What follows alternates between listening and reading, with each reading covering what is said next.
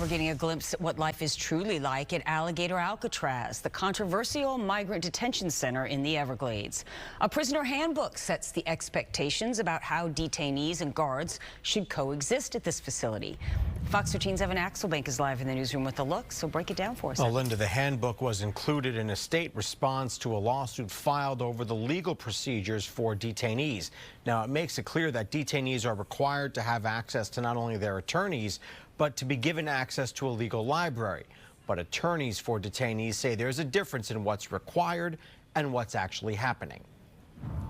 Like on the first day of school or at a new job, this handbook is given to newly arrived detainees and holds everything they need to know to survive life at Alligator Alcatraz. They are meeting or exceeding every state or federal standard, whichever is higher. While here you have certain rights and responsibilities. You're required to maintain a high level of cleanliness and assist in general cleaning of your unit. Officers will maintain a positive demeanor with detainees. They will communicate with detainees to ensure mutual respect. This manual is basically copy and paste of manuals that ICE uses for other detention facilities like Chrome that have horrifying outcomes. The 36-page rule book is giving Democrats little comfort, despite its insistence that detainees have freedom of religion, the right to basic needs like nutritious meals, toiletries, exercise, and health care. Since it opened in July with a presidential visit, Alligator Alcatraz has been the subject of lawsuits over its environmental impact and the critique of immigration attorneys who say detainees are reporting unsanitary conditions.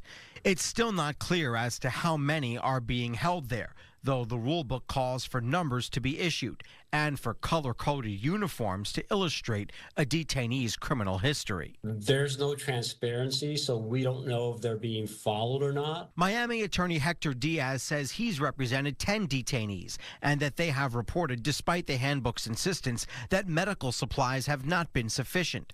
The site has remained open despite a recent ruling that it must be phased out because the state didn't do an environmental impact study. The state has argued that because sewage is being trucked out and food is being trucked in, that impacts are minimal. This page shows meal times are at 5:30, 11:30, and then 5 at night, while barbers are available 5 days a week.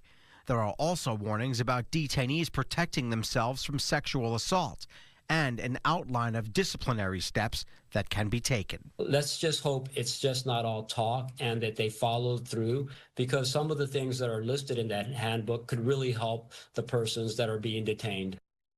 And again, that handbook came to light as part of a lawsuit that is still winding its way through the court system over access to attorneys. The handbook makes it clear that detainees are required to have easy access to their legal services, though lawyers say it has been nearly impossible to keep track of their clients until and unless their clients are able to call them. The state has said repeatedly that the naysayers are making political stunts and that legal access is always available. Linda. All right, Evan Axelbank live in our newsroom. Thank you.